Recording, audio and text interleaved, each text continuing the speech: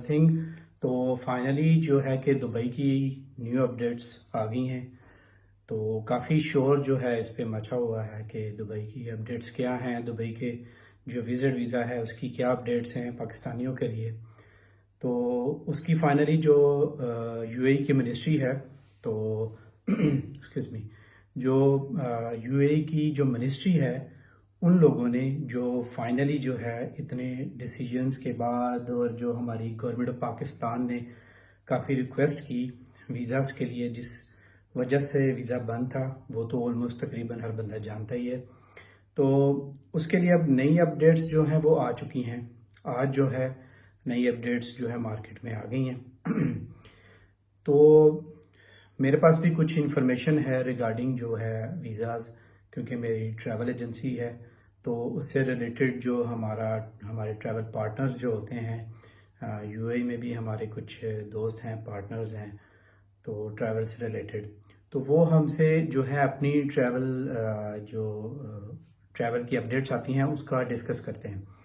तो अब जो नई आई हैं विज़िट वीज़ा के लिए, और जो फैमिली विज़िट के लिए जो हैं अब दुबई की यूएई वालों ने जो निकाली हैं वीज़ाज़ के लिए, आज हम वो डिस्कस करेंगे। तो जो करंटली सिचुएशन है इस टाइम जो वीज़ाज़ की, वीज़ा कैसे अप्लाई होगा, वीज़ा कैसे अप्रूव्ड होगा, वो सारा इस वीडियो में मैं आपके साथ डिस्कस करूँगा। उसकी न्यू फ़ीस कितनी है वो भी मैं आपके साथ डिस्कस करूँगा। तो आइए अपनी वीडियो का आगाज़ करते हैं। सबसे पहले हम बात करेंगे विज़िट वीज़ा की। तो विज़िट वीज़ा जो है उसकी जो फ़ीस यूएई गवर्नमेंट ने जो रखी है, जो निकाली है, वो $69 है। $69 जो है यूएई ने निकाली है। वो चेक कर लेते हैं कि वो $69 मल्टीप्लाई बाय पाकिस्तान में डॉलर का 280 चल रहा है, तो ये तकरीबन 20,000 के करीब जो है फ़ीस बनती है पाकिस्तानी रुपीज़ में। तो जो डॉलर्स में वो $69 है। तो हम बात करेंगे वीज़ा अप्लाई कैसे करना है, आपको वीज़ा मिलेगा कैसे। सबसे पहले आपने क्या करना है, इस वीज़ा जो दुबई का विज़िट वीज़ा अप्लाई होगा वो ऑनलाइन वीज़ा अप्लाई होगा। तो वो आप खुद से, जो लोग जाना चाह रहे हैं वो खुद से अप्लाई करें। तो ये उन लोगों ने किया है, यूएई वालों ने, किसी एजेंट के पास ना जाएं। लेकिन कुछ लोग होते हैं वो कहते हैं जी हमारे पास टाइम नहीं है और हम अप्लाई खुद नहीं कर सकते, तो वो फिर डेफिनेटली आपको एजेंट के पास जाना पड़ेगा।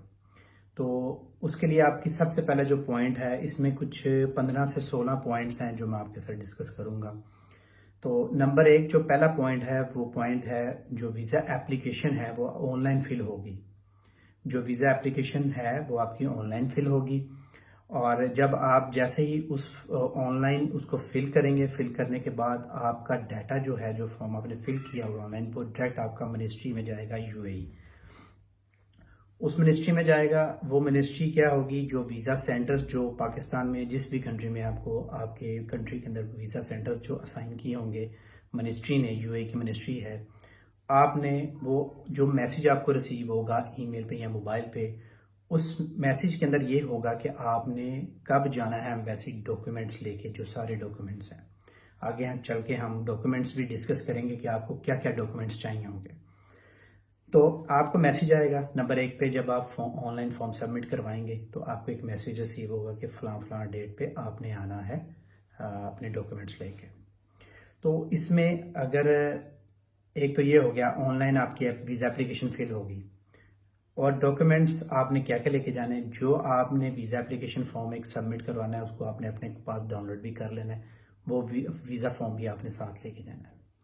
उसके बाद आपके पास स्टेटमेंट होनी चाहिए, बैंक स्टेटमेंट, 6 मंथ्स की वैलिड बैंक स्टेटमेंट होनी चाहिए। जो पाकिस्तान के जो बैंक्स हैं वहाँ से आप 6 मंथ्स की वैलिड अपनी 6 मंथ्स की स्टेटमेंट निकलवाएंगे। अगर फॉर एग्जांपल कोई है, कोई बच्चे हैं जो जा रहे होते हैं, तो कोई ऐसे हैं जिनके पास बैंक स्टेटमेंट नहीं है, वो क्या करते हैं, वो फिर अपने स्पाउस जो होता है, यानी वाइफ जा रही है तो हस्बैंड की लगेगी, हस्बैंड जा रहा है तो अगर हस्बैंड की नहीं है तो वाइफ की भी लग सकती है। और दूसरी बात, जो स्टेटमेंट जैसे पेरेंट्स हैं, बच्चे जा रहे हैं, यंग लड़के जा रहे हैं, लड़कियां जा रहे हैं, उनके पेरेंट्स की भी बैंक स्टेटमेंट लग सकती है 6 मंथ्स की। उसके बाद कुछ ये पॉइंट्स हो गए। फिर उसके बाद हम क्या करेंगे, आप बात करते हैं कि आपके अकाउंट के अंदर बैंक स्टेटमेंट के अंदर आपके पास बैंक स्टेटमेंट होनी कितनी चाहिए, कितने कितने पैसों की आपके पास बैंक स्टेटमेंट होनी चाहिए। 5000 यूएस डॉलर आपके अकाउंट में होना चाहिए। $5000 आपके अकाउंट में यूएसडी डॉलर आपके अकाउंट में होना चाहिए, यूएसडी, ठीक है। 5000, अगर 5000 यूएस डॉलर नहीं है, डेफिनेटली पाकिस्तान में हर बंदे का डॉलर वाला अकाउंट थोड़ी है, तो आपके पास 5000 के इक्विवेलेंट जो अमाउंट बनती है वो आपके बैंक अकाउंट में पाक रुपीस में होनी चाहिए।